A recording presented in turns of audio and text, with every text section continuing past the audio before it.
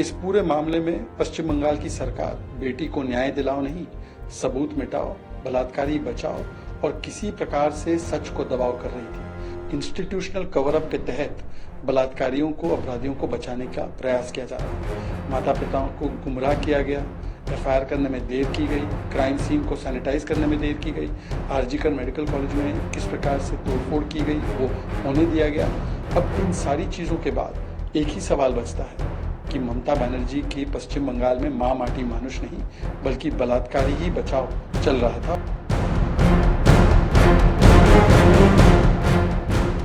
देखिए, जो audio tapes media के माध्यम से सार्वजनिक पटल पर आए हैं वो उसी बात की तरफ इशारा करते हैं जो माता पिता ने बोली थी कि उनको किस प्रकार से गुमराह किया गया और किस प्रकार से प्रथम क्षण से ही इस पूरे मामले में पश्चिम बंगाल की सरकार बेटी को न्याय दिलाओ नहीं, सबूत मिटाओ, बलात्कारी बचाओ और किसी प्रकार से सच को दबाव कर रही थी। सुप्रीम कोर्ट में भी इस बात का एक प्रकार से जिक्र हुआ था कि किस इंस्टीट्यूशनल कवर अप के तहत बलात्कारियों को, अपराधियों को बचाने का प्रयास किया जा रहा है। माता पिताओं को गुमराह किया गया, एफआईआर करने में देर की गई, क्राइम सीन को सैनिटाइज करने में देर की गई, आरजीकर मेडिकल कॉलेज में किस प्रकार से तोड़फोड़ की गई वो होने दिया गया। अब इन सारी चीजों के बाद एक ही सवाल बचता है कि ममता बनर्जी की पश्चिम बंगाल में मां माटी मानुष नहीं बल्कि बलात्कारी ही बचाओ चल रहा था। और आज ममता बनर्जी स्वयं हेल्थ मिनिस्टर के नाते बताए कि जिस प्रिंसिपल ने इस प्रकार से गुमराह करने की कोशिश की, सबूतों को नष्ट करने की कोशिश की, जिस प्रकार से लीपापोती करने की कोशिश की, उसको 4 घंटे में आपने रीइंस्टेट कर दिया। ऐसा क्या रिश्ता था जिसकी वजह से संदीप घोष को इस प्रकार से ममता दिखाई जा रही थी? आज ममता बनर्जी को तुरंत इस्तीफा देना चाहिए, परंतु ममता बनर्जी इस्तीफा देने के बदले धमकी दे रही है, बदले की बात कर रही है, बोल रही है पूरे देश में आग लग जाएगी, उत्तर प्रदेश में, बिहार में, असम में, नॉर्थ ईस्ट में, दिल्ली में। और इस पर इंडी अलायंस के नेता जो संविधान बचाओ की बात करते हैं, राहुल गांधी, अखिलेश यादव, गौरव गोगोई, ये सभी लोग चुप क्यों हैं? जो लड़की हूं लड़ सकती हूं कहने वाले लोग हैं, क्या वो आज ममता बनर्जी का इस्तीफा मांगेंगे या वो भी चुप हो जाएंगे?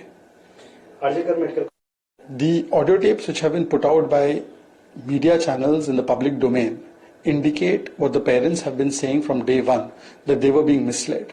Now the question is, why were they being misled? Why was this suicide theory being given? Why were the hospital authorities in such tearing hurry to do an institutional cover-up?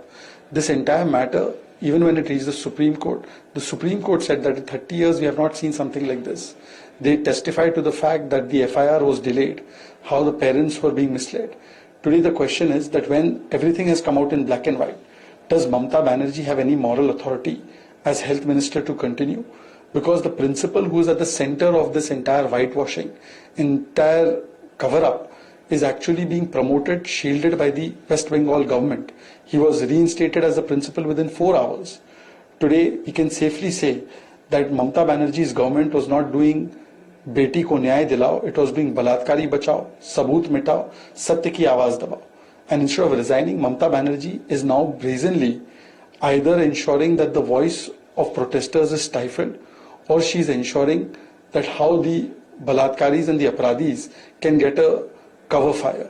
Today it is shameful that the manner in which she has resorted to badla politics.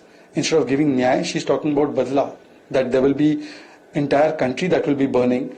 Uttar Pradesh will burn, Assam will burn, Northeast will burn, Delhi will burn. And India Alliance leaders who talk about Samvidhan Bachao and Ladki Hu Lad Sakti Hu are not uttering a single word. After this disclosure at least, they must come out and tell us whether they will demand Mamta Banerjee's resignation or will they continue to stand with her and also allow for such injustice to prevail.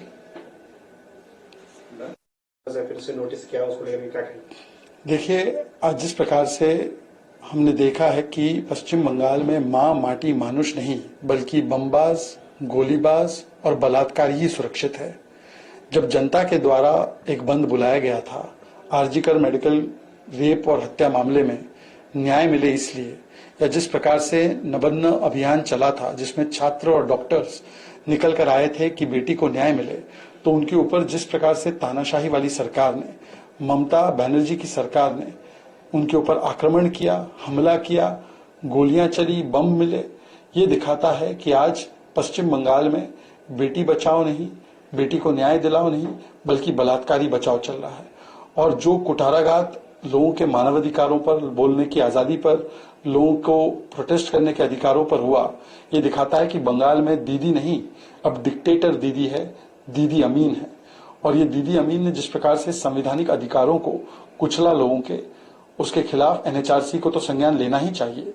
पर जो संविधान बचाओ की बड़ी बड़ी बातें करते हैं इंडिया अलायंस के नेता, वो संविधान की कॉपी लेकर पश्चिम बंगाल कब जाएंगे और बेटी के लिए न्याय कब मांगेंगे? आज राहुल गांधी कुछ नहीं बोल रहे, आज जिस प्रकार से अखिलेश यादव जी भी कुछ नहीं बोल रहे, तेजस्वी यादव नहीं बोल रहे।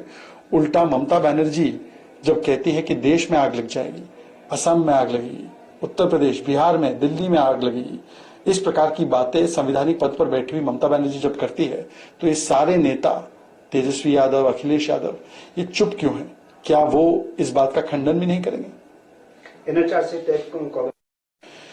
Today, the manner in which West Bengal is not seeing Ma Mati Manush being protected, but only gunbaz, bombaz, and balatkari being protected. It shows that today there is a Talibani mindset and culture which is in play in West Bengal. And Mamata Banerjee, instead of giving justice to the Beti, is standing in order to defend the rapists, is standing in order to cover up the evidence, and is standing in order to silence the voice of the protesters. Be it in the People's Bandh which was called yesterday, or before that the Nabandno Abhiyan in which students were beaten up black and blue, or the manner in which common citizens are being threatened daily by Kolkata police. People's constitutional rights, people's human rights are being violated. Today it is not Mamta Didi in Bengal, it is Mamta Idi Amin who's operating in West Bengal. She gives a tough competition to world famous dictators like Indira Gandhi and Hitler. But instead of calling her out, those who talk about Samvidhan Bachao are eloquently silent. Even when Mamata Banerjee, sitting in the Chief Minister's position, is talking not about Nyay but Badla, she's talking about entire Assam, entire Uttar Pradesh, Bihar, Delhi burning. That time leaders like Rahul Gandhi, Akhilesh Yadav, Tejasvi Yadav, Gaurav Gogoi, all of them are quiet. Why are तारीख में लोकतंत्र नाम की चीज नहीं है। ममता बनर्जी तानाशाह के रूप में है। वैसे पूरी दुनिया में एक तानाशाह किम जोंग था, दूसरी तानाशाह ये बन गई हैं। इनके खिलाफ छात्र ने आंदोलन की, उसके ऊपर जो प्रहार किया आज बंद हुआ, इनके गुंडों ने गोली चलाई पुलिस के संरक्षण में और उल्टे चोर कोतवाल को डांटे। ममता बनर्जी बीजेपी पर आरोप लगा रही है। ये गुंडों की सरगना वाली सरकार है और आने वाले दिन में ममता बनर्जी को इसका खामियाजा भी भुगतना पड़ेगा बंगाल की जनता के साथ। बंगाल की बेटी के साथ रेप हो, वो जो संजय राय है, ये अपने कार्यकर्ताओं को भर्ती कराया, ये भी इनका कार्यकर्ता ही था। और अभी जो नाम खुलेंगे उसमें कई रसूखदार के भी नाम आएंगे। शर्म नहीं आती है।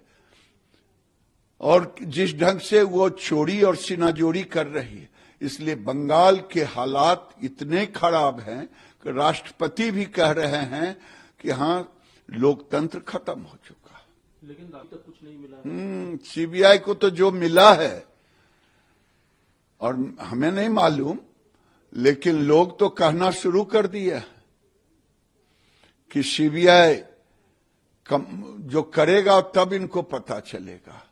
सीबीआई खाली हाथ थोड़ी ही लौटेगा। बेटी को रेप हुआ है कि नहीं? और जो आया था कि सीमेंट की क्वांटिटी 100 ग्राम से ऊपर, छी महिला होकर के भी शर्म नहीं आती। ये तो तेजस्वी यादव क्या बोलेंगे? उनके पास बोलने का क्या है? 15 साल उनके पिताजी जंगल राज कायम रखे, कोई विकास नहीं किया, तो नीतीश कुमार पर विकास के नाम पर तो कुछ बोलेंगे नहीं।